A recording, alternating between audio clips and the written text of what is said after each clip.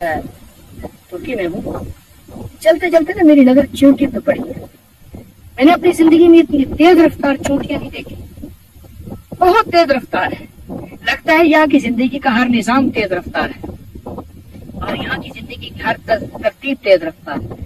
एक बेल से निकल के दूसरे बेल में जा रही है और मुंह में इनके सफेद सफेद कुछ है। अजीब बात है, इतनी तेज शायद मेरी नजर नहीं गुजरी। मैंने चोटियों को इतना तेज नहीं देखा। अच्छा, इतने तेज रफ्तार चोटियां इनकी जिंदगी को बता रही हैं कि जिंदगी तेज रफ्तार है, वक्त गुजरता जा रहा है और जो तेज रफ्तार चलेगा, जो मेहनत करेगा, जो कोशिश करेगा, हमेशा वही पाएगा। इधर भी शहर है, उल्फा शहर में हूँ, इस्तांबुल से 1300 किलोमीटर। इधर गारें हैं सारी। तेज रफ्तार जिंदगी क्योंकि हमें बता रहे हैं कि हमें अगर मेहनत करनी है और अपनी रफ्तार को बढ़ाना है तो तरक्की पा जाएंगे। क्योंकि मौसम बदल रहा है, आने वाली है बर्फ, सर्दी आने वाली है और उसके लिए अभी से तैयारी करनी है। इस तरह मोमिन का मिजाज भी यही है कि जिंदगी खत्म होने वाली है। जो काम करना है तेज रफ्तार, नाकाम है तो क्या है, कुछ काम फिर भी कर जा। मर्दाना वार जी और मर्दाना वार बर जा, दुनिया की रंज और राहत कुछ हो तेरी बला से। इन गार वालों ने भी तेज रफ्तार जिंदगी गुजारी थी और आखिर एंड हमें तेज रफ्तार जिंदगी गुजारनी है, उसमें आखिरत का हिस्सा जरूर रखना है। आखिरत का हिस्सा जरूर रखना है। दुनिया आखिर खत्म होने वाली है और आखिरत बाकी रहने वाली है। आज के बाद तेज रफ्तार जिंदगी गुजारे मुझे अच्छी लगती है, लेकिन आखिरत का हिस्सा भी, मौत का हिस्सा भी और मरने के बाद की जिंदगी का हिस्सा भी। एक बंदा मुझे हवेली में मिला। डेरागाजी खान से आया था हवेली में। मुझे कल लगा कि मेरी होटल किसी की चलती नहीं और मेरा हाल यह है कि थैली नहीं थैले भर के जाता हूं।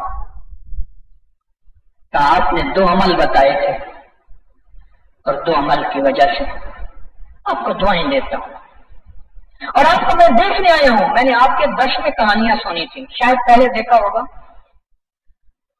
कौन सा अमल? एक तो हड्डियां कभी भी मैं फेंकता नहीं,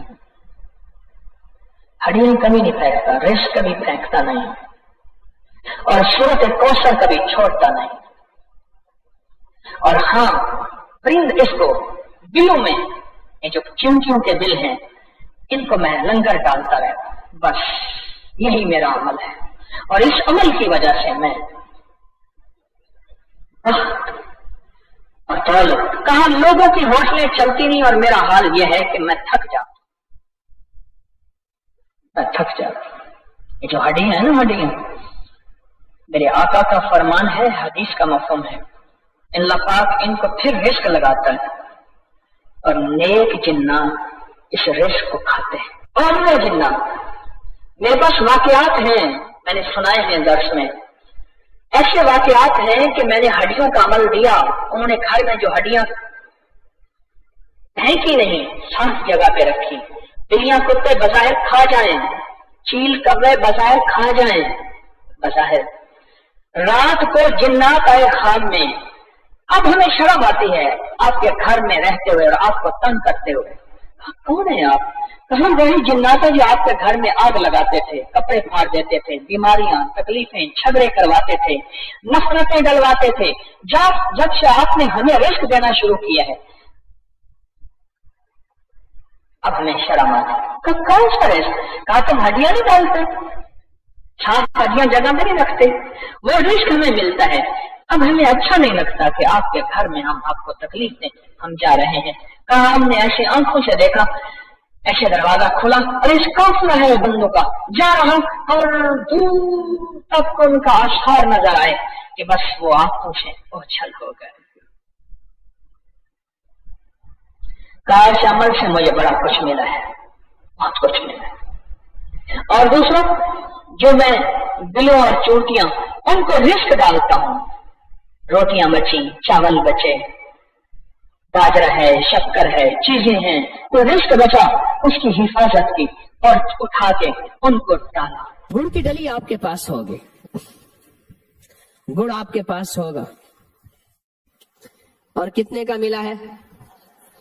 کسی دربار آستانے سے 10 روپے دے، بچہ راضی نہیں تھی 10 روپے کا گڑ ملا ہے. اب دیکھیں تو صحیح، وہ بھی کینٹین سے ملا ہے، ہم نے نہیں دیا، کینٹین سے ملا ہے، 10 روپے کا گڑ ملا ہے. اور مقصود اور مطلوب کیا ہے؟ کہ مخلوق کو راحت پہنچے، اللہ کی مخلوق کو خیر پہنچے، اللہ کی مخلوق کو برکت ہو. یہ گڑ جو ہے نا، یہ آپ کے لیے نہیں ہے، یہ آپ کے لیے نہیں، آپ نے نہیں کھانا.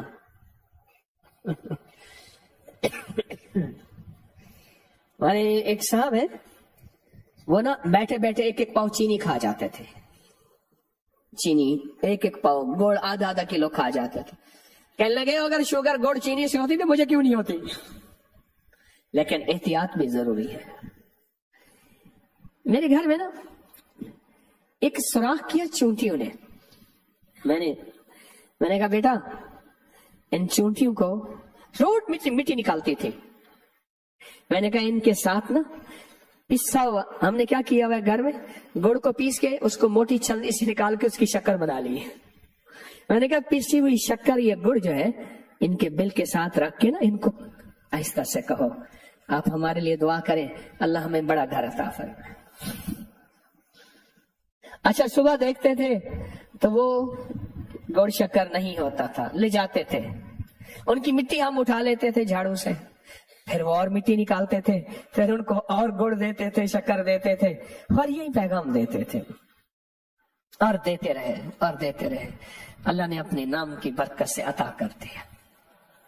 بے زبان دعائیں کرتے ہیں، بے زبان بولتے ہیں. سورت نمل ایک پوری سورت ہے، چونٹی نمل کہتے ہیں چونٹی کو. سورت نمل ایک پوری سورت ہے. یہ گڑ ابھی دم ہوگا، آپ نے اس کو پیسنا ہے. آپ نے کس کو گھر کی چونٹیوں کے بلوں میں، اس دن میں دیکھ رہا تھا چونٹی نے مٹی نکالی. آج کل چونٹیاں آپ نے گھر کو، اگر چونٹیاں کے بل نہیں ملتے آپ کو نہیں ملتے، قبرستان میں کیڑے مکوڑوں کے بل پہ ڈال دیں. اگر چونٹیوں کے بل نہیں ملتے کہاں ڈال دیں؟ قبرستان کے کیڑے مکوڑوں کے بلوں میں ڈال دیں. اور لیکن اگر گھر میں ہو، اگر گھر میں ہو تو اچھی بات ہے، اگر گھر میں ہو، ورنہ قبرستان کے. اور اس کے آپ نے کتنے حصے کرنے ہیں؟ 40 حصے کرنے ہیں. کتنے؟ اس کے 40 حصے کرنے ہیں. چھوٹی چھوٹی پوڑیاں 40 بنا دینی ہے شاپر میں، اور یہ روز ڈال دینی ہے، دوسرے تیسرے ڈال دینی ہے، یہ ایک صاف جگہ پہ، اور اپنی مراد پیش کرنی ہے. ایک واقعہ سنو. انارکلی تھانہ ہے، اس کا ایک ایس ایچ او ہوتا تھا. اس کے ایس ایچ او نے کہا ان سے میرا تعلق تھا، فوت ہو گیا. ایک ڈاکٹر صاحب تھے، ان کے ہاں بیٹھنا ہوتا تھا، وہ بھی اللہ والے ہیں، آج کل بحریہ ٹاؤن میں رہتے ہیں، بوڑھے ہو گئے، بہت زیادہ درویش ہیں. تو مجھ سے کہنے لگا یہاں انارکلی میں ایک یوسف فالودے والا ہے، سردی ہو یا گرمی، کوئی میرے خیال میں جنات کو بھیجتا ہے جاؤ اس کا فلودہ پیاؤ. اور اس کے مقابلے میں دنیا میں ہر بندے نے دکان کھولی ہے، اور اس کی دکان میں کوئی کہانی ہی اور ہے، لینے لگی ہوئی ہے کوئی قدرت کی. وہ ایسے جو کہنے لگا، میں نے اس سے پوچھا، میں نے کہا آپ کے اتنے بڑے رزق کی وجہ کیا ہے؟ کہا میں انسانوں کا لنگر چلاتا ہوں، انسانوں کو کھلاتا ہوں، بے لوز کھلاتا ہوں، اور بے زبانوں کو بھی کھلاتا ہوں، ایسے جو سوال انسان نہیں کر سکتے، اور ایسے بے زبان جو جانور ہیں. اور کہا میں کیا کرتا ہوں، میں یہ بے زبانوں کا لنگر، اس میں شکر بھی شامل، گڑ بھی شامل، شکر بھی، اور کہا میں کیڑے مکڑوں کے بلوں میں ڈالتا ہوں. اس کی وجہ سے رب نے میرے رزق میں بے بہا برکت دے دی. یہ جو بیگ لے کے جا رہا تھا حج پہ نا حاجی پہلے لکھ دیتے ہیں بیگ کے اوپر، تو بیگ لے کے جا رہا تھا، اس نے کہا یہ تو بیگ ہے، آگے اس نے کہا لبیک، اس نے آ کے انہوں نے کہا البیک. نہیں سمجھے، وہاں ایک بروسٹ ہے، اس کا نام ہے البیک. انہوں نے کہا اب ہے بیگ، آگے جائے گا تو لبیک، اس کے بعد تو لبیک بھی بھول جائے گا، پھر اسی کی لائن میں لگ جائے گا.